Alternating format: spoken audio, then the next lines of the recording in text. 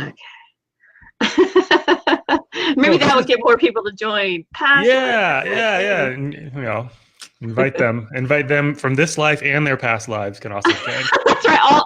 All of your lives, all the people from all of the lives that you've ever had are welcome to join us on the show today. That's good. So we have 6 viewers so far. 6 viewers. If that's correct. That's what it says. I see that. Oh, 7. We're getting 7. Oh, you can see that. Okay, now on your end, I think what you're going to see is if somebody leaves a comment, it will probably just flash up on your screen for a few moments, and then it will disappear. Mm-hmm. But don't worry about trying to, if you're in the middle of a thought or a sentence or something, just keep going and don't worry about trying to answer them, because I will go back and read the comments later. So, you know, we're not gonna miss them. All right. And say hello if you're, whoever's watching, say hello so we can see that this is working, and introduce yourself. Say where you're from. Oh no, I've got this thing where, okay, I thought that was fixed. So on my end, it says comment from Facebook. It doesn't say who you are. So if you can, when you leave a comment, just say who you are, and then we'll know who we're talking to. Sometimes this feature works and sometimes it doesn't work. Once the GDPR laws came out, there were some issues with this, but I thought that had been fixed, because on my last interview, or chatterview, I should say, with Victoria, I could see everybody, but for whatever reason, I'm not seeing people now. So anyway, so everybody who is everybody's watching, anonymous then today. Everybody's anonymous. We're not going to know who you are unless you tell us who you are. And what I can do is I will put your comment.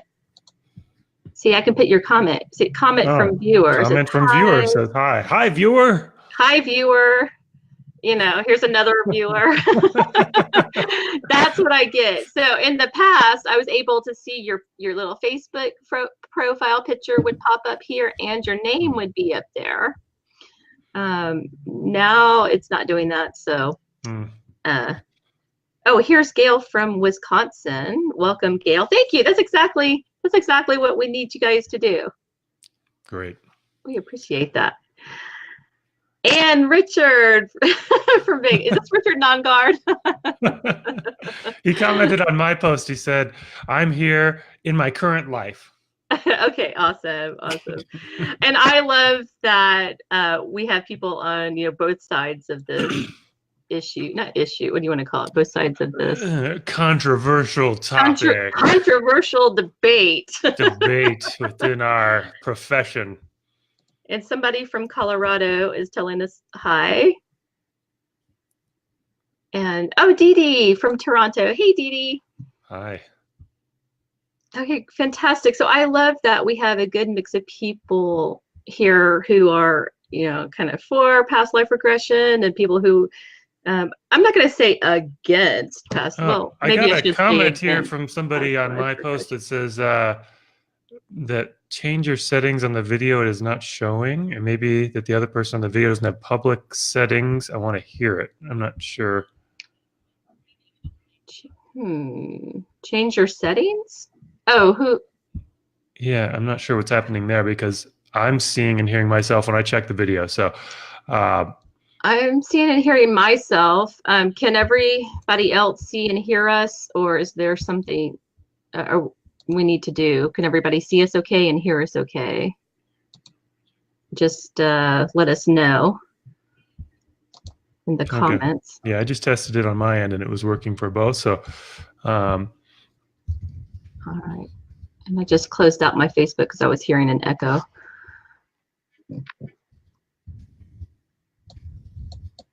Okay, cool. Well, we have 8 viewers. I think that's enough to get started. I mean, let's just get started. Hopefully the technology will cooperate. Well, welcome, Andrew Duff McDuffie, to the show. I'm so happy to have you on. So we've been Facebook friends for a while now, and we've sort of, you know, seen each other around hypnosis conferences in the past. And you were just at the HPTI conference with me last week, which was a success. Yeah. Oh, we're getting everything looks to be working on my end. Okay, I checked both Stephanie and Duff for what it's worth. Thank you, whoever did that. Thank you. I appreciate that. That was David Ruby. I can see in the comments. Yeah, David. Great. Oh, you can see it? Okay. Well, Yeah. David Ruby always says for what it's worth. So I kind of figured that it was David. Good. That when I see the FWIW, I'm like, yeah, that's David. We love you, David. But Duff, you have your group of followers, I have my group of followers. Let's for people who don't know you on my end, can you just introduce yourself and tell us who you are and give us a little bit of your background information? Sure. So I'm in Colorado here, and I'm a hypnotist, NLP practitioner. And I've also, for many years, worked for Steve and Connie Ray Andreas. Steve recently passed in November, but still working for Connie Ray in NLP for Real People Press. So I work with clients, and I do trainings at conferences, especially at Hypnothoughts and at ICBCH, which just happened. And so that's a little about me. And Duff, what I really like about when I think about you and your brand, I think NLP. Yeah. And I think really good NLP. And I think you're going to explain it in a way that I can understand it. It's going to be rational, logical, and in order. And it's going to make sense. Well, that's what I try to do. It's going to make sense. And it has to make sense for me first. That's right. Why I do that. Right. So, and it makes sense. And I'm a very, even though we're about to get into talking about past life regression and maybe even a little bit about spiritual hypnosis. Mm-hmm. I am a very logical minded person. I have a very analytical mind, and I think you have a very analytical mind as well. And so I think it has to make sense for both of us, and whatever modality that we're working in, we have to really understand it clearly ourselves to be able to teach it. Right. Yeah. My background before getting into NLP and hypnosis, as an undergraduate, I majored in philosophy, Western academic philosophy, which is very technical, very, like that. And a lot of what I was doing there was studying philosophy of mind, philosophy of language, and all oriented around cognitive science. So some neuroscience, some computer programming, trying to understand how the mind works from a different perspective than hypnosis and NLP. And that's so funny. My bachelor's degree is in film and video production. Oh, there you go. But one of my favorite classes was the psychology of film. Yeah. So it was real fascinating, and it kind of started opening me up to psychology and sure. I've always been fascinated in the brain and how it works and then obviously if you're in this field, you got to be fascinated with the brain and how it works. You've got to be fascinated with the brain, at least fascinated with hypnosis and how it works. So, well, let's go ahead and jump right into talking about past life regression. And I just think this is like such a fun topic. I know there's controversy around it. And I'd like to kind of, take a deep dive into that today, and we'll just hear kind of both sides of why we think it might be good for therapy, or why we say, look, no way, just keep it out altogether. Mm-hmm. And I'm going to kind of be on the pro side of keep it in. You're going to be kind of on the con side of we don't need it. Mm-hmm. So let's just start with. Maybe we should start with what is it before we dive. Let's start with what is it. Well, do we know what it is? That's a good question, but it seems to me, since you do it and I don't, I'll try to explain it, and then you can correct me. How about that? You explain it from your side, I'll explain it from my side. Okay, great. So it seems to me that past life regression hypnosis is a type of hypnosis where people regress, so they go back in time to not just in their own life, but into a life before this life. So my life today is Andrew Duff McDuffie. So it'd be some other life that's not me, that was before mine, which of course presupposes a lot of things. Presupposes that there's more than one life in a sequence. Presupposes that we can get some sort of information about that, and that sort of thing. Does that seem accurate to you? That is very accurate, and I think I don't need to correct that because I think that's Okay, good. I think that was an accurate definition. That it does presuppose something. It presupposes that you have a continuation of lives. That there is a soul and not just a brain. So there is that spiritual aspect to it. That it kind of depends on what your belief system is and what your client's belief system is. So if you don't have a belief system of a life after death, a continuation of your soul, then this is probably not a good modality for you to work in. Yeah.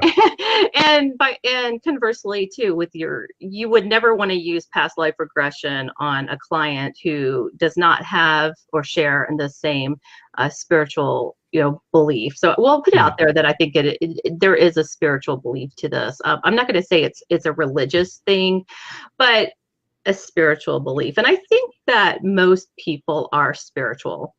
I think, there's definitely the bracket of people who are agnostic or atheist, but I think most of the world is actually spiritual. But that is definitely something you want to find out in your intake form or in your pre-talk, whatever. Yeah, well, that's a good thing just to hear from my perspective, because I'm one of those people who does not believe that there is a continuation of lives from one to the next, and at least in any way that we would understand. Of course, I eat plants and animals, and so I'm continuing their lives in a certain way by transforming them into my own body, and I breathe in oxygen that's produced by trees. So there's a continuation of the life of the tree, you could say, in some metaphorical way. But past life regression is obviously not meaning that. It's meaning, like you say, a continuation of a soul, or what they say in Tibetan Buddhism that also believes in reincarnation, a mind stream.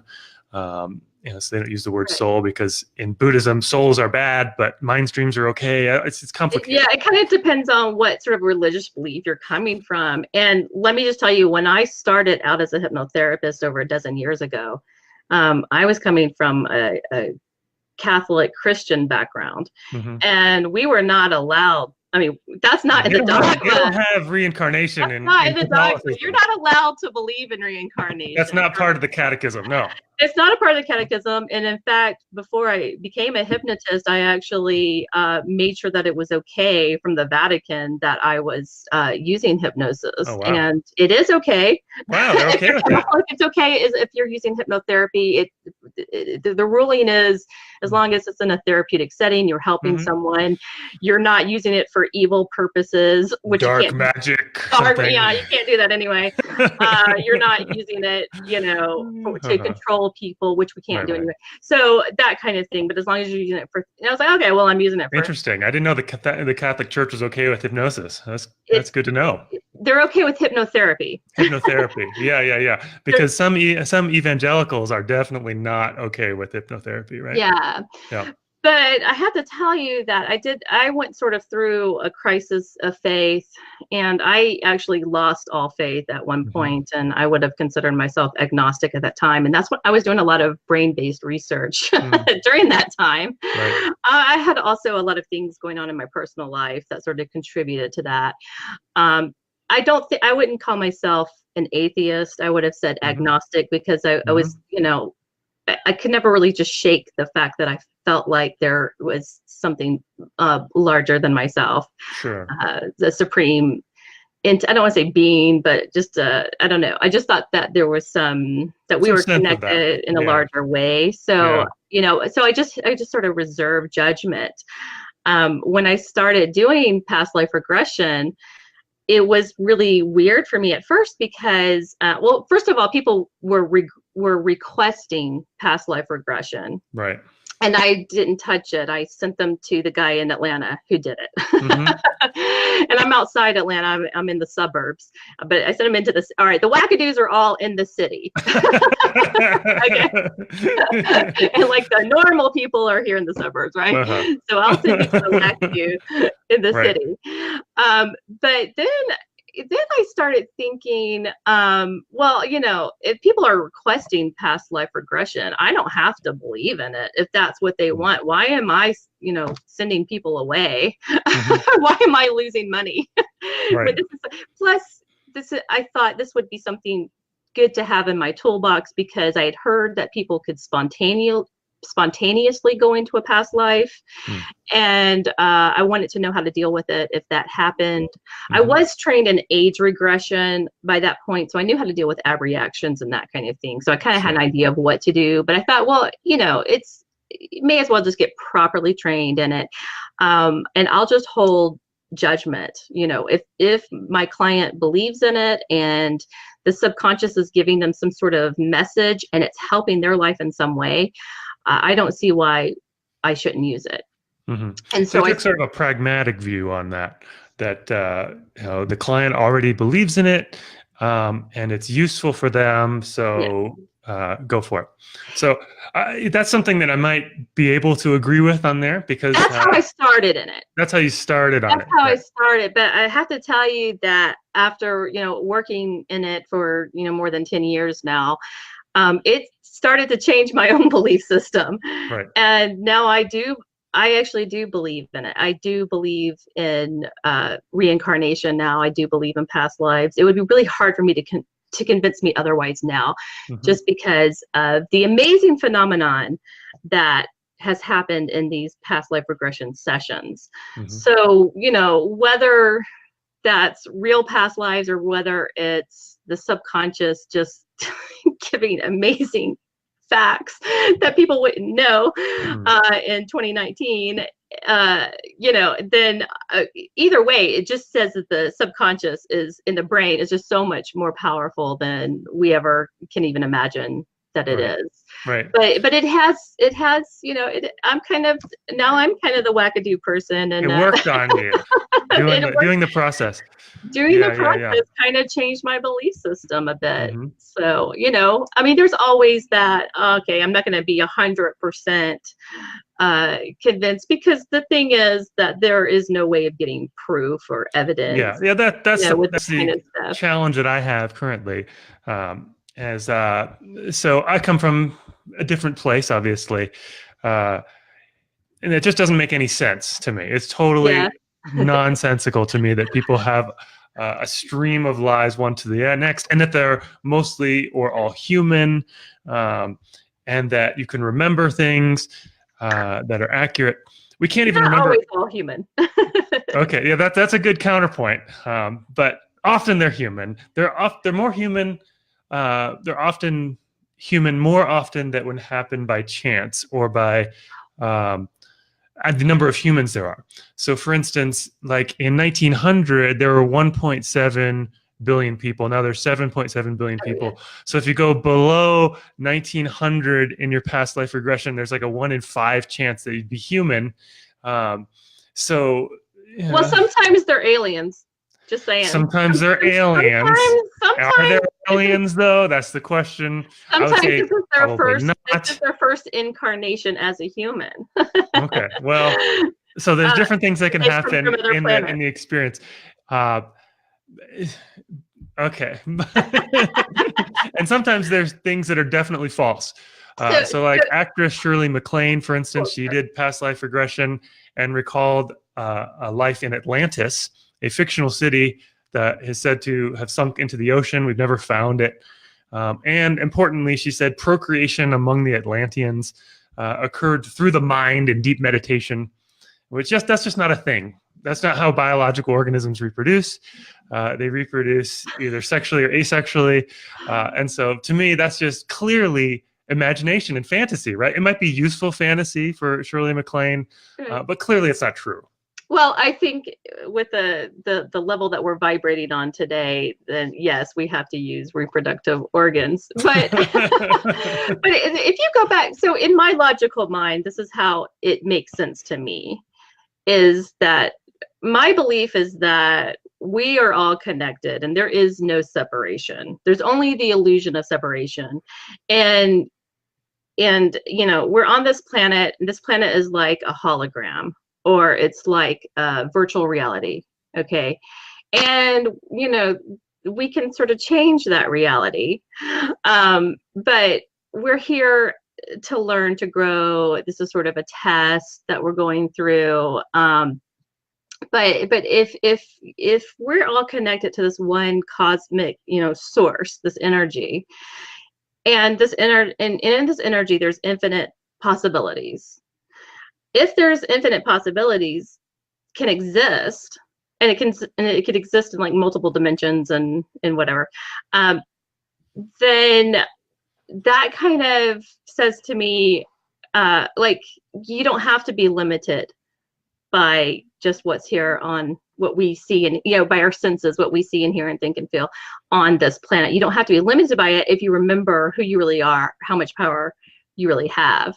Okay, yeah. So this is definitely a spiritual belief system. It's definitely a spiritual that belief not system, everyone subscribes to. But no. And I'm not even asking people to subscribe to it. However, sure. I will say that I've had people in hypnosis who did not have this belief, who did go regress into a past life, and with consent, of course, and had some really phenomenal experiences in the past life, which related back to what was going on in their current life. So when most people regress, and I don't deny those experiences. Clearly, people do have powerful experiences doing past life regression. The question I have is whether those experiences are imaginary or real. I think I fall clearly on the side that they're imaginary, and imaginary experiences can be very powerful. Definitely. In fact, our own memories are, they're not as factually accurate as we would think. They're not. That's correct. It's not like a movie where things are just recorded from a video camera.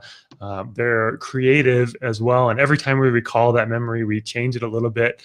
And so by the time when you're 30 or 40 and you're talking about childhood experiences with your siblings, you have totally different memories of what happened. And so even our memory is very creative. And so a past life regression, even if it was totally made up, which I think it is, could be a very powerful experience. In fact, there's a NLP technique where you implant a false memory. It's called the decision destroyer, from Richard Bandler, where you make up a false positive memory of something that could have helped you to get through a traumatic event. And it reframes the event because it happened before. And then you move quickly through the trauma, and that changes everything. So you definitely can change memories in hypnosis, and that's kind of the risk involved with any kind of regression, whether it's age regression in this life or past life regression. You've got to be very careful. If you're working in regression, you need to be properly trained. Make sure you're not leading the client at all. Let's talk a little bit about that for a second, what the risks are, because I don't know that everyone actually knows this. Not everyone has the training in regression to do this properly. One of the biggest risks is, of course, implanting a false memory. Yeah, that's the hugest risk.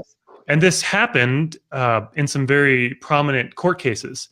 One of the main ones being what's called, usually referred to as the Satanic Panic of the 1980s, where a particular psychiatrist, he wasn't a hypnotist, who was not trained in hypnosis properly. No, not at all. Throw that out there. There was a cultural phenomenon first where the evangelical Christians, especially, were getting freaked out about Dungeons and Dragons and heavy metal, and being like, "Oh, this is Satan's power trying to take over and influence our kids."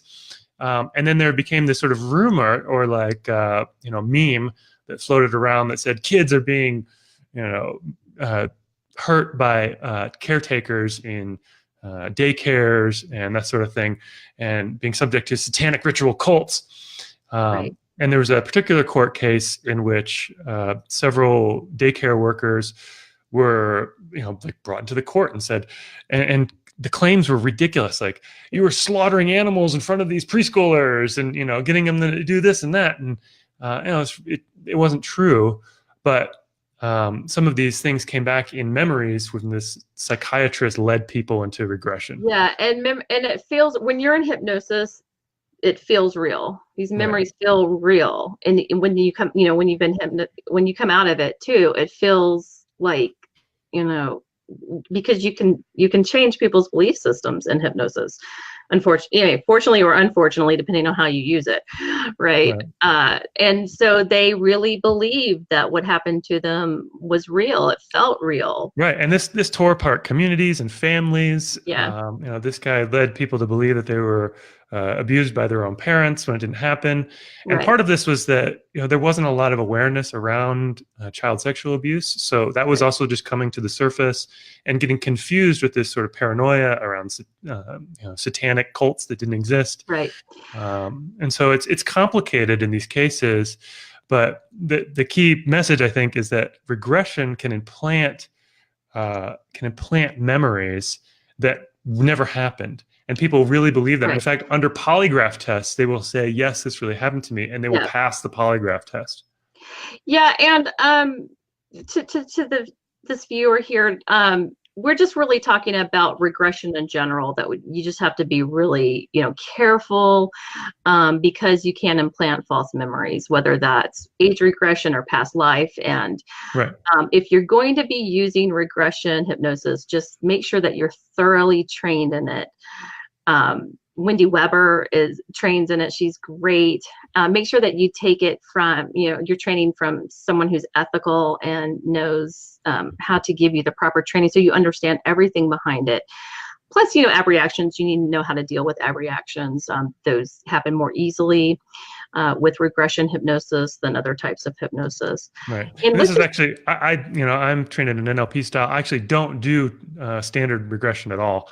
I'll sometimes go back to memories, but I don't do them in the sort of cathartic way of moving through that.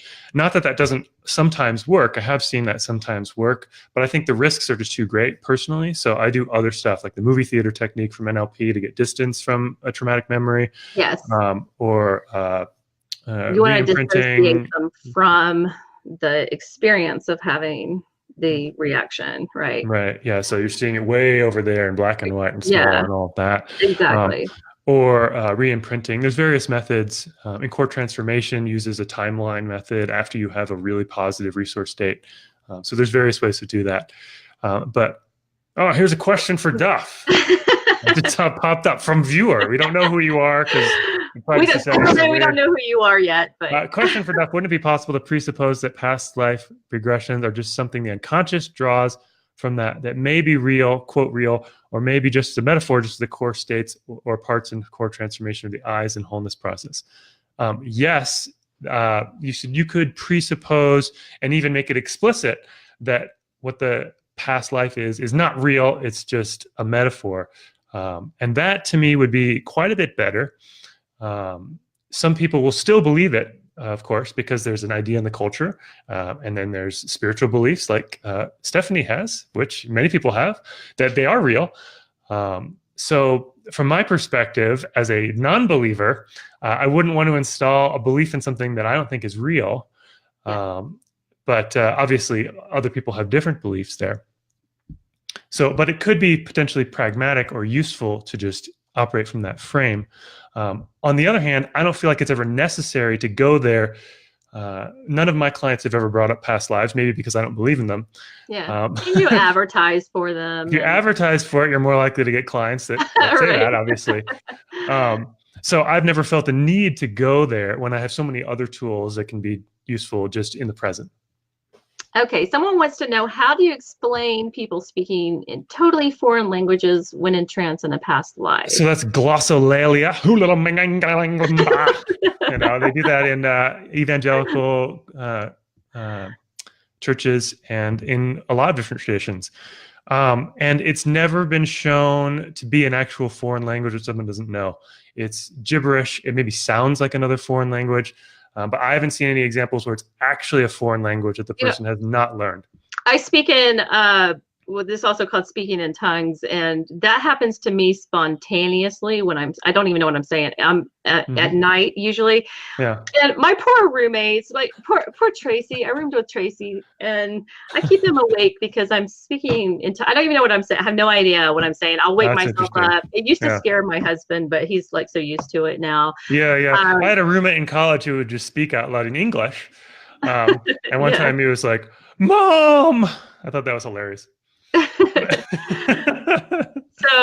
when I start to dream, that's when I start speaking the glossolalia. Yeah, and I'd say that's probably a neurological explanation for that, of like the language center in the brain being partially shut down, and could be. Yeah, it might be related to that, but it's also a spiritual practice or a practice getting into a flow state. You can do it deliberately. I've experimented with that.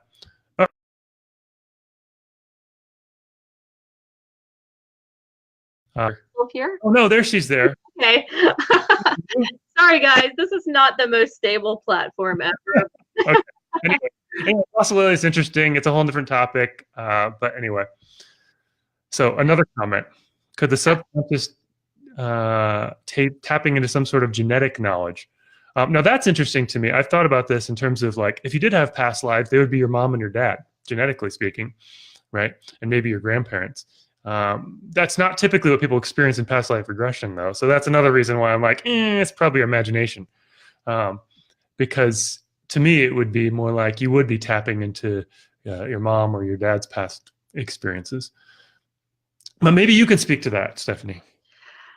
I think I mean, because my belief is that, it is a past life. So could you be picking up on, something from your genetic coding? I mean, sure. Anything is possible. I don't dismiss that. I'm kind of in the camp of anything is possible. So, yeah, but let's see. We got another, let's see. It's clearly imagination and fantasy. That sounds an awful like, wait for it. Hypnosis! Hypnosis! Imagination and fantasy. That's what I think hypnosis is. So that fits my belief system. Right. And it also seems to fit the facts in that, especially when we try to recall things from memory with hypnosis, they don't work all that well. In fact, I have a little quote here that I'd like to read on here. So this is from the 1989 fifth edition of the Comprehensive Textbook of Psychiatry, which says this: an overwhelming body of research indicates that hypnosis does not increase accurate memory, but does increase the person's willingness to report previously uncertain memories with strong conviction. Furthermore, the hypnotized individual has a pronounced tendency to confabulate in those areas where there is little or no recollection, to distort memory to become more congruent with beliefs and fantasies, and to incorporate cues from leading questions as factual memories. Finally, there's a high likelihood that the beliefs of the hypnotist will somehow be communicated to the patient in hypnosis and incorporated into what the patient believes to be memories, often with strong conviction. And this is, again, why leading someone into regression can lead to false memories. This was actually from the False Memory Syndrome website. Okay. And why we should be very careful with believing what comes up in hypnosis is accurate. It could be useful, but careful. I am so careful with that. I go radio silent when we're doing regression. Right. And if you're going to do regression, that's the way to do it.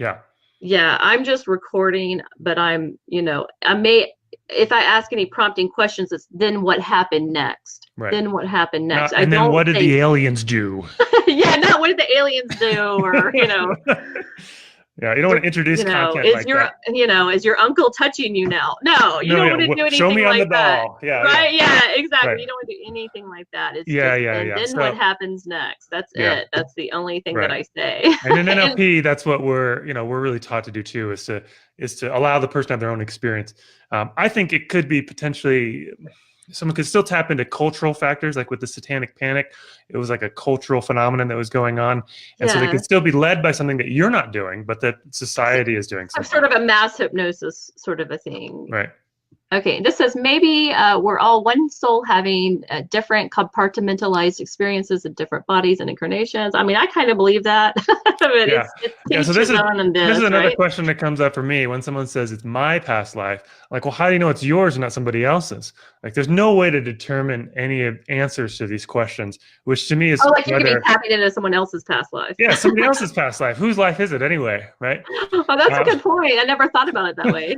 Right? Yeah, are you tapping into your own? Right. Yeah. So to me, it would be a matter of faith, because there's no evidence that you could prove one way or the other. It's my life versus somebody else's when life. I take someone into a past life, I'll ask their higher. So I work with the super consciousness, not the subconscious. I think of it as two. I mean, you're going to think of it as the same thing, just the subconscious. But I think of it as almost separate from the subconscious, and that actually is the soul of the person, and it's the super consciousness that takes us into the past life. And I'll ask it to take us into the most appropriate past life that has anything and everything to do with helping the client resolve their issue today. And that's sort of how I'll word it. And so then that's why they usually go into human life, because not like, The I've Beatles. had people go into animals, and like I've told you earlier, I had someone, they were a raindrop. So, they had consciousness of a raindrop. Mm-hmm. And then, if you subscribe to the theory that we're all source energy and that we all have to experience everything, then yes. And then if infinity is a thing, then we're going to have plenty of time to experience absolutely anything and everything, many times over. So we have a comment here that says, how would you explain someone take birth in a wealthy family as where others are born in a poor family? As per our Hindu culture, we back up with reincarnation through karma, which links to past life and satisfactory, because otherwise cannot explain why someone is destined to live in pain or pleasure. Okay, so I think this is more of a karmic, a comment about karma. Mm-hmm. So then that gets more into of a religious or spiritual discussion, which this is more of a hypnosis discussion. But a lot of times the superconscious will say that the person is working out some sort of karma in this life. So if the superconscious or the subconscious cannot remove something from the client that we've asked it to do, or heal something in the client, if it doesn't do that, I ask why, and it will say, sometimes it will say, they are supposed to be learning whatever X, Y, and Z from this experience, or they're working out karma from another life. So we're not going to remove it because they're here to experience this. And I would say, from my perspective, since I don't subscribe to reincarnation, I'm not Hindu. I am somewhat Buddhist, but from a Western perspective that questions some of the stuff. I'd say it's economics mostly that determines who's born into a wealthy family and a poor family. And that's why we need to work on making more economic equality in the world. Gotcha. Okay, here's a long comment from a viewer. The bottom line is that past life regression heals amazingly. I've never had a client who did not experience resolution and understanding from a past life. Me too. Also very interesting that I've had a few clients who have regressed to lesser known historical lives, giving details of names, years, location, etc., which were validated by checking facts. Yeah, and that's where I was going to go with that next, is that we do get a lot of information that we can go back. Some of it is before written history, so you can't really get that kind of information, but some of it is during written history, and you can go back and research it. And I tell people to go back and research I'll get the name of go back and research the name, the family, the traditions, and see if it matters. And I've had clients come back to me with some very accurate results, and they'll be like, oh, I found this is the wedding ceremony. This is how this book is describing it, but it's actually a little bit different because the garment was actually like this and not like that, so they can give like very comprehensive details to something that, unless they had prior knowledge of it, unless they were historians, right, learned it in a history class, forgot about it, because I do think my brain does work in the way of, well, how else could they have retrieved this information? Then they wouldn't know. Certainly people have weird experiences sometimes, and that are hard to explain, and clearly at other times the information is false. And so if we're not actually taking in when it's false sometimes too, then we're not really getting an accurate picture. Because, like, for instance, when Shirley MacLaine recalled her past life in Atlantis, there's no Atlantis that we're aware of. We've never found Atlantis. We've never found any city that's sunk into the ocean anywhere. And we're pretty much we've explored pretty much the entire planet at this point. So we've got to account that, okay, sometimes weird things happen that may have some eerie, accurate details, and we can't just simply deny that either. But we also have to say, well, sometimes things happen and they're totally false. Like the one time I did past life regression, the thing that came to me was I was the Buddha, which according to Buddhism it can't possibly be, because the Buddha by definition is the person who does not get reborn in Buddhism. And so, the only thing that I could possibly interpret that is everyone has Buddha nature, which is a later idea in Mahayana Buddhism. The Buddha didn't even have that idea at the time, but I have to really struggle to make sense of it because it actually isn't accurate. It could be a soul imprint of the Buddha too. There's certain ways you can interpret that through a certain spiritual belief system. I interpret that as I was studying Buddhism and really interested in it. Yeah. And, Yeah. and it And was your subconscious insightful to was trying me. to make it work. And I got a few insights about that and how I should live my life. And, but it was just my own subconscious. It wasn't necessarily somebody else's or a past life. But Okay, yes, belief, yet it serves to answer some unknown aspects where newborn has no choice. Not sure I understand that. me neither. Okay, sorry. We're going to the next question, but if you can clarify that, I will read it again. Here's the next. Regarding false memory, is that a reason not to use regression or PLRs in general, or just a reason to adhere to certain safety guidelines? Good protocols? Question. That is a good question. Here's the thing. We can say, don't use it. And people are going to use it if they, it's not like it's regulated, right? So people are going to choose. And I think that if people are going to use it, I just say, get the best training out there and just be ethical, as with everything, be ethical with your hypnosis and just, care about your client, know where they're coming from, utilize their belief systems, not your own belief systems, and just, be careful not to lead the client. Yeah, that's the key thing, I think, is don't impose new content. But I would also go farther, and I do this sort of thing, is when people come up with memories, I say, I talk about the creative aspect of memory, that our memories are not like a hard drive on a computer that record everything accurately. There's an imagination component to memory that distorts it over time, especially. But even in the moment, even 5 minutes later, what we remember is not exactly what happened. Because we're interpreting it through our filters, our beliefs, what we're paying attention to in the moment. And so it's not that it's ever 100% accurate, but how we feel and how we live our lives is often determined by our memory of the situation.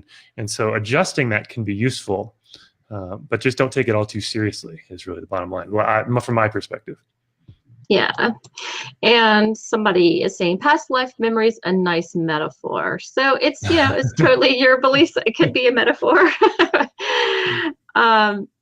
It's as long as it's useful, as long as it's helpful, and that's what your client wants to do. I wouldn't, impede this on somebody if that wasn't what they wanted to do, if that wasn't in their, and by the way, there are a lot of, there are a lot more simple ways of helping the client than taking them through a very long past life regression session. So if it's just like, they want to quit smoking or something, you don't have to take them into a past life. I was a smoker in a past life. Right. And in this life. Oh. Yeah. I mean, there's so there's much better, easier, simpler, quicker hypnosis techniques and NLP techniques that can solve the problem so much quicker. So what need does it serve? If someone's asking for it and wanting to do that? If somebody, what I find, well, a lot of times it's just curiosity. I'm curious as to who I was in a past life. So you get that, which is great because then you're not resolving anything. You're just, okay, let's see who you were. We're just exploring, and that's nice. But then sometimes people say, well, I just feel like I keep having this pattern in this life, or, and I just keep getting stuck in this pattern, and I wasn't raised that way. I don't know where this comes from. Gotcha. That sort of thing. And so they want to know if it's originated in a past life. And if it originated in a past life, then we can do the clearing work in the past life, which would also clear up and resolve the issue in this current life, in the present day for the client. Again, whether or not that's real or imaginary, it works. But if it's the presenting problem of, I don't know where it came from, it doesn't feel like I was raised that way or anything like that. It's not logical to me. And it's usually some sort of pattern that if it feels like they can't break out of, or, they've even done other forms of hypnosis and it just didn't really answer their questions. So that's why a person would seek past life regression. I think most people are just curious, yeah, makes sense. Like, was I Cleopatra in a past life? And I'm going to tell you that most people who go into past lives, they just have very boring. It's boring for me too to even listen to. Very boring past lives. I mean, nothing special. They, not. I've only had one celebrity show up in a past life. I think it was Marvin Gaye or someone like that. And only one person who claimed to be a princess, queen, and this was before recorded time in some obscure country. You know, and this person was not happy in her role at all. She did not want to be a part of the nobility or, you know, the ruling class or whatever. She felt really out of place, but it really did. She was someone who sort of had issues with her body in this lifetime. And so it really did connect, you know, just having to be, so in this past life, it was like, she didn't want to be seen, but she had to be thrown up on the stage, you know, sort of a thing. And then in this life, it's sort of like, you know, she was also thrown up on the stage, but then she had some, you know, issues about her body. And it was really fascinating to connect those two. And this was also somebody who did not have a belief in reincarnation, but was just open, you know, to the possibility of exploring past lives. And I even say, you know, I don't say this is absolutely the truth. You know, I give caveats before I begin my sessions, you know. Yeah. I'm not sure what this is exactly. I know it's coming from, you know, deep within your subconscious, and it can help you. Sure. Yeah, I work with Andy Austin's Metaphors of Movement. I don't know if you're familiar with that, but I'm not. So you start with a metaphor for like, what is your problem like? It's like, I'm in a pit of despair. Okay, well, so you're in the pit of despair. How deep is the pit? You know, what's in front of you? What's behind you? Left, right, up, down. And you flesh this out experientially. So by this point, they're in trance, they're in hypnosis, and they can see the pit. And then you have them move in different directions to try to see, you know, what options there are in this pit of despair, and so on.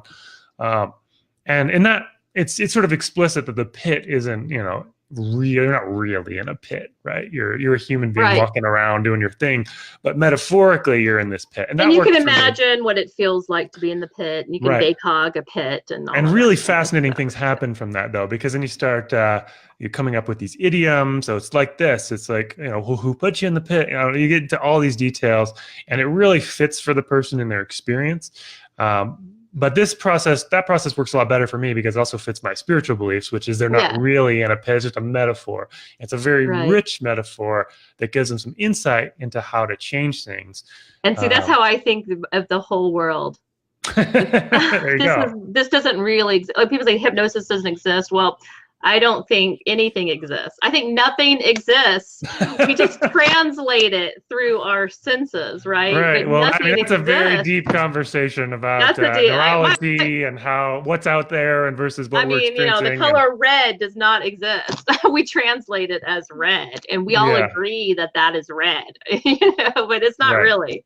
Yeah, so that's a whole other conversation for another day. That's diving too deep into the philosophical realm. So we'll stay away from that from now, but that's a great conversation to have, you know, at 3 in the morning kind of hypno thoughts conversation. Hypno thoughts. We'll continue this at the alligator bar. We'll get a few more people involved.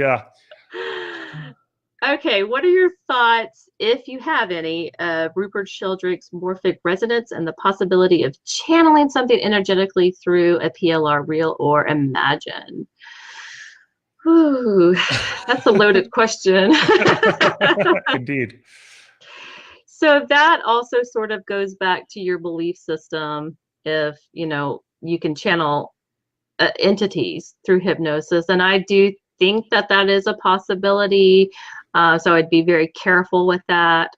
There are some ways that you can test for that. Whether is this an entity, or is this the client's higher self, the subconscious, or is this a separate outside entity? So I think that also just depends on your belief system. Again, it could just be a metaphor. It could just be something coming from within that's acting out, like with parts therapy. You know, we really all have multiple personalities. It doesn't mean that we have the disorder. We don't have multiple. It's a disorder if you don't know that, you know, if you can't control these personalities, right?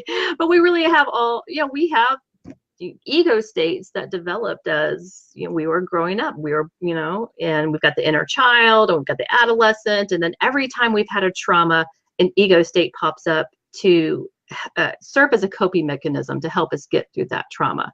So even if something comes up from within the client that seems so far off and bizarre from them, it still could be them. It could just be a part of them that feels like it's helping in some way, and it's trying to protect them in some way. So also, here's another thing. You really need to take get the background information, get the medical history of your client, because you do not want to be working on someone who has multiple personality disorder or dissociative identity disorder or schizophrenia or anything like that. So you have to be very careful with who you're working with when you're doing regression, when you're doing parts work, that kind of thing, because it could also be a mental illness. So you got to be very careful that you're not working, with someone who has a mental illness. That nature. Real quick too. So Rupert Sheldrake's theory of morphinogenic fields, whatever that is. So it sounds cool. It sounds really cool. I think it's just a cool idea that doesn't have a lot of basis in reality, to be honest. So his idea was like the 100th monkey thing. Like you teach 100 monkeys to all do the same thing all around the world, and then suddenly all monkeys everywhere know how to do it, because they're communicating psychically through monkey vibes or something. I think that's not what's actually going on. I think cultures of monkeys can take on new practices, including human monkeys, and we can learn how to do things, and it becomes very easy for the next generation, especially for humans, because we're really, really good at taking information that the previous generation has learned, codifying it, and teaching it to young people. That's why high schoolers can do calculus. When that was like a huge discovery for some advanced mathematicians in the past. But I don't think it works quite like that. The evidence to me seems kind of shaky. We need a lot more studies on that at the very least. We're going to prove I don't know enough about it to comment on it, to tell you the honest truth. I would have to look into that more, research it. Maybe more than one person can share a past life, since it's not ego-based, but spirit-based. Sure. Could be. I don't know. But how do we prove that one way or the other? That's the question I have, right? Like, how would you know? What criteria would let you know this is true versus this other thing is true? And there's just really no criteria. It's just an interesting idea, maybe, or a faith, but I don't know. Yeah. This is a really good question. If someone goes and researches their past life that came up during the session and don't find validity, then will that collapse any hypnotic work you just did? Depends on how you frame it, I think, right? If you frame it as this is just an interesting thing, we don't know for sure. And that's what I do when I do memories in this life. I don't go to past lives, I don't believe in them, but just even memories in this life, that's how I frame things. It's like, we don't know if this really happened exactly like this, because we don't know what exactly happened to ourselves 5 minutes ago. We're not taking in all the information, even from our senses, and processing it and storing it all. That's not really how the nervous system works. But if you frame it as this is exactly what happened to you and these are the facts, then it might, I don't know. Yeah, definitely. Okay. Metaphors of movement. Somebody loves metaphors of movement. Woo! And David Ruby was saying there's a little bit of lag time between between our comments. Oh, I'm posting the comment, so I'm sort of just waiting for Duff to get to the end of a thought, and then I'll post another comment. So that's why you're not seeing them when you're typing them. Let's see. Okay. Any other ones?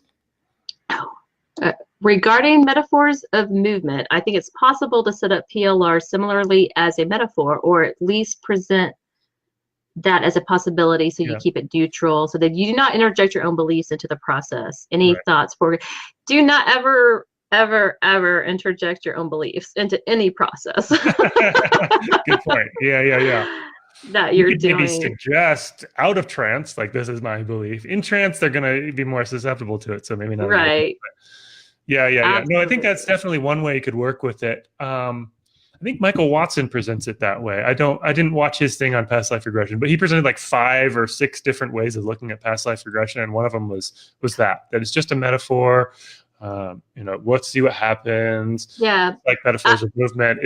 You're not really living this past life as this peasant farmer doing this and that or whatever. You're in this life and doing this, and but wasn't that interesting? And maybe that gives you some perspective on your life. So that's definitely one way to present it that I wouldn't be super opposed to, because it doesn't necessarily contrast with my beliefs. I'm a pragmatist. If it works, do it.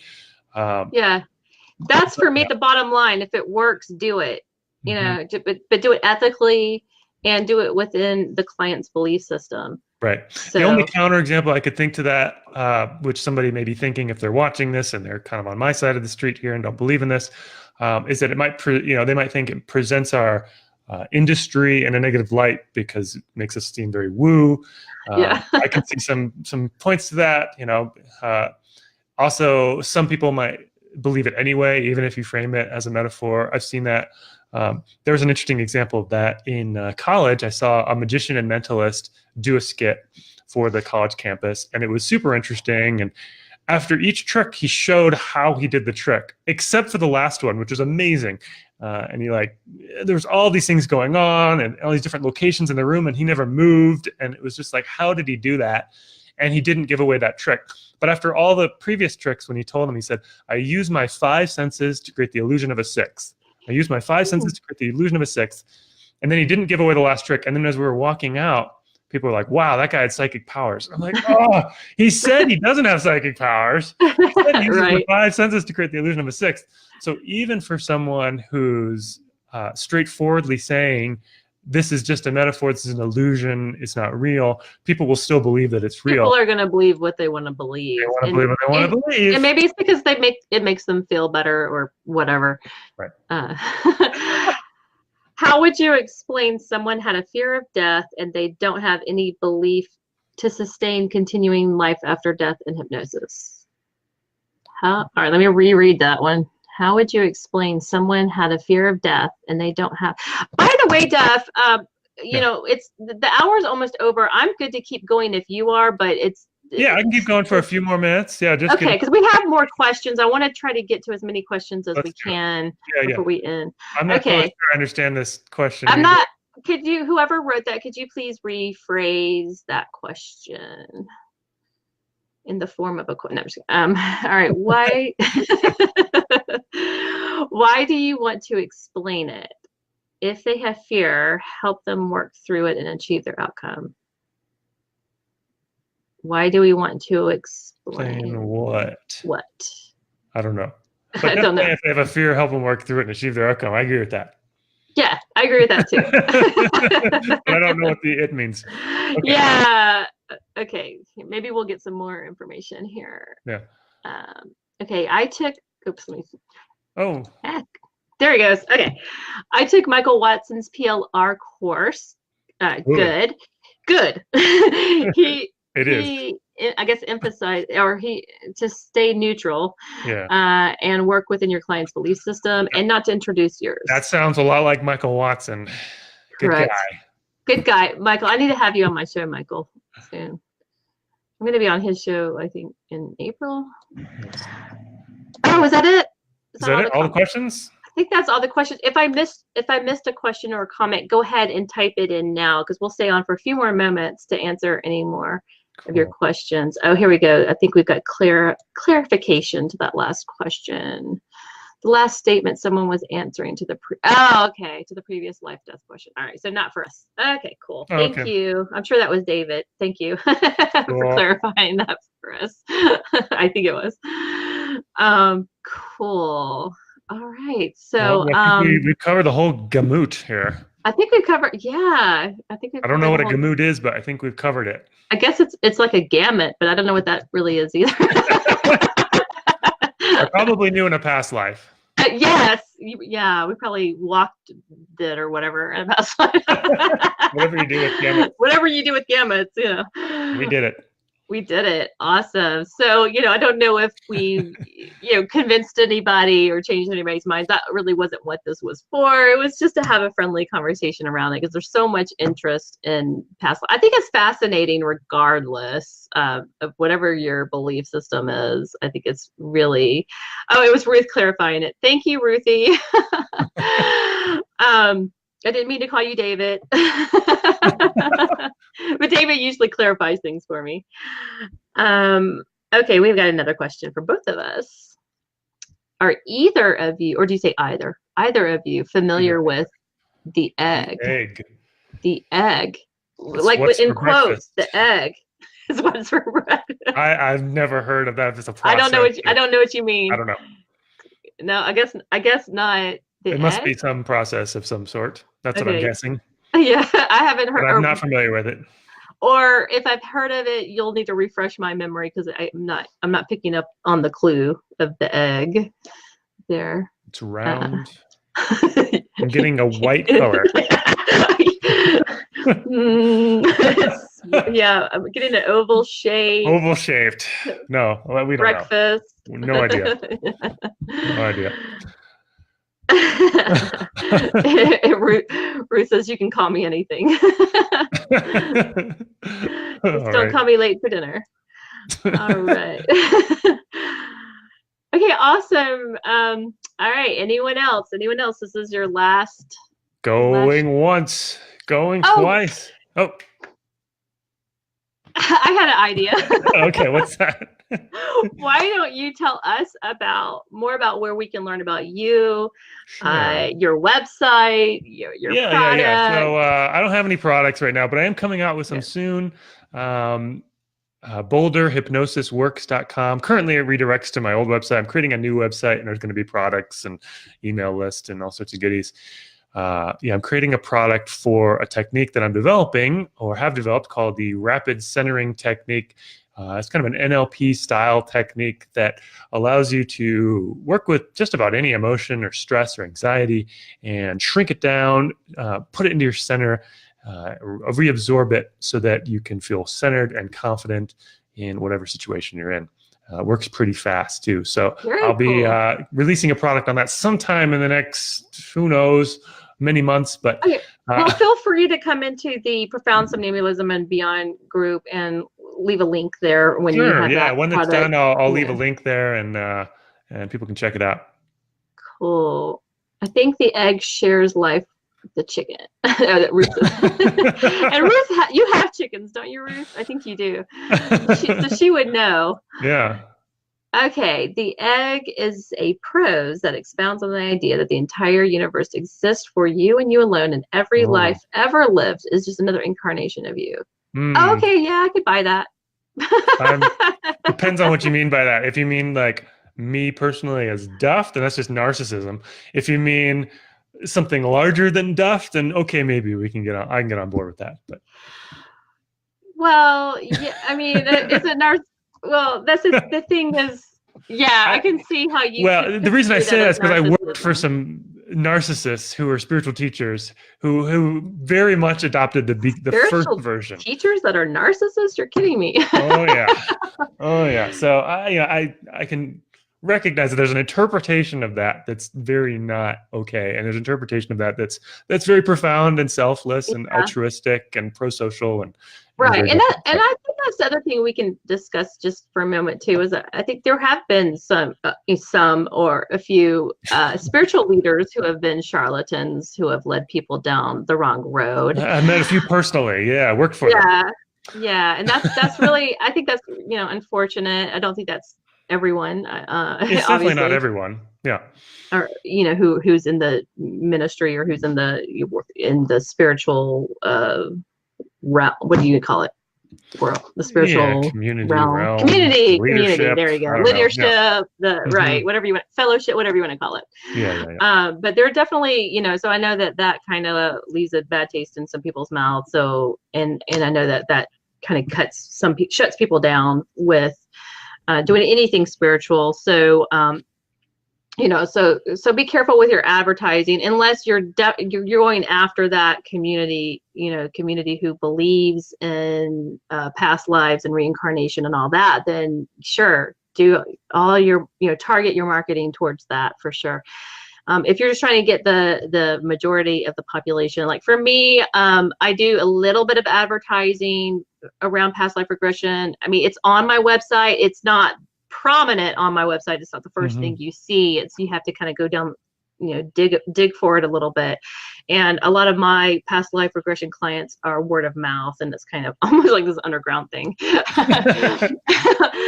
But I don't want to scare off the general population either. I don't want them to think that I'm so wackadoo that they can't see me and get help from me. I want them to know. I do explain in my pre-talk. I if you know me, I have my pre-talk on PowerPoint, and I go through PowerPoint slides of models of the brain to show exactly how hypnosis that's a good idea. Utilizes the brain. I should get a PowerPoint going. Yeah, I've got one on my website. Totally. You can buy it for $10 right now. All right. Conkle. Search Google. All right. Let's do it. Yeah. StephanieConkle.com. StephanieConkle.com. Get the PowerPoint. $10. Get the PowerPoint. And then I did a talk on it too at HypnoThoughts several years back. I don't know what year it was, but I like that because to have it on PowerPoint. Because I think your pre-talk is so powerful. If you have a really good pre-talk, I mean, you've just done, the lion's share of the work, I think you do in the pre-talk. And so if it's like your, fifth client coming in for the day and you're tired and you just want to go home, your pre-talk might not be as great because you just, but if you have it on the PowerPoint, it keeps you on point. Right, plus reliable. I turn off the lights. I just have like a little lamp on. And so they're staring at the screen. And eye fixation. You got the eye fixation. I even fractionate them. I even have subliminal messaging throughout my PowerPoint slides. That's brilliant. I love it. So I really a spiral going up on the screen. I actually do have a spiral on the screen too. Oh my gosh. And I gotta get this PowerPoint. This sounds epic. Yeah, definitely. And it dispels, the myths surrounding hypnosis, and then it tells you what's going on with the brain and all of that kind of stuff. Yeah. And so by the time they're done with the PowerPoint, they are really ready to be hypnotized. I've done the lion's share of the work, and now it's just doing the that's great. The ritual part of the hypnosis, right? For them. So whatever you want to call that, the induction and I call it formal hypnosis because of course we can get into a whole conversation about conversational, informal, everything is hypnosis or whatever. So let's see. Let me look at these comments. Did I get all of your comments? Oh, this is Ruth. Yep, and geese and big eggs. Awesome, Ruth. I knew you'd come through for me.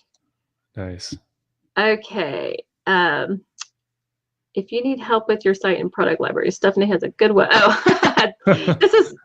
I'm going to from your webmaster? Assume that's from Scott King, my webmaster. Very subtle there, Scott. Very subtle, Scott. Very subtle. But he is the best webmaster I've ever had. So I will throw you that bone there, Scott. Oh, cool.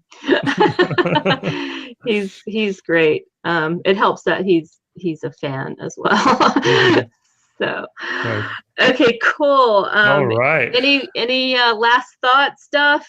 I think I've said most of what I would need to say. I think. Obviously, not everyone's going to agree on this controversial topic here. I come from more of the skeptical side of the street. Just doesn't make sense to me. The idea of past lives, or at the very least, is unprovable, and then a matter of faith.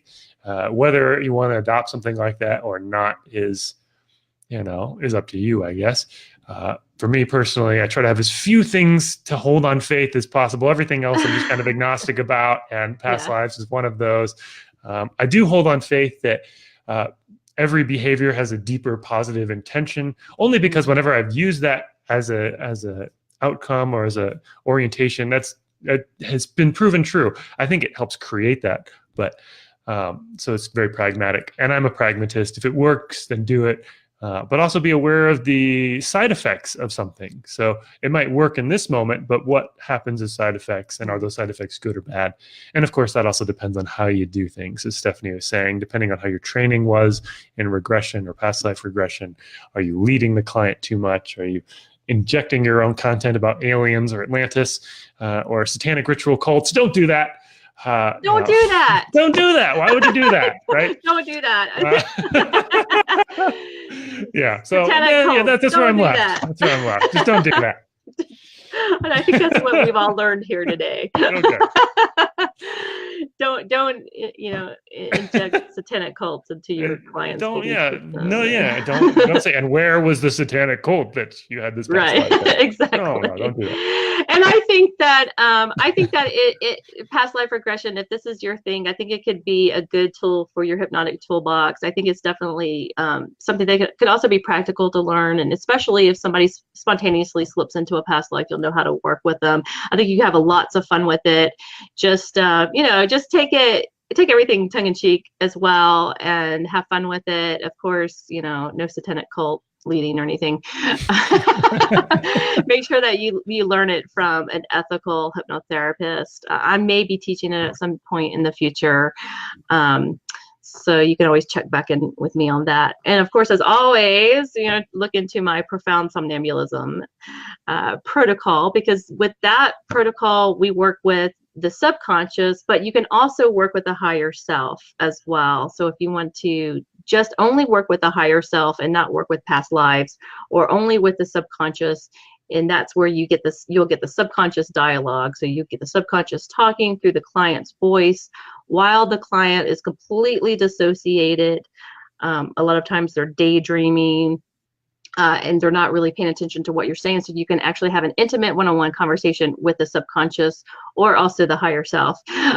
So definitely check that out. I'm going to be running some specials around that coming up soon, around probably towards the end of April and May. So be on the lookout for that.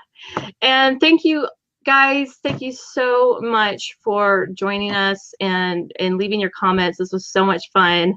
We're going to be doing more of these shows in the future. And Duff, thank you. Hey, it was a good time. Thank you so much. I appreciate it. Thanks for welcoming me on this show here. You're just so brilliant, and I love the way your mind works, and you're very articulate. Sometimes.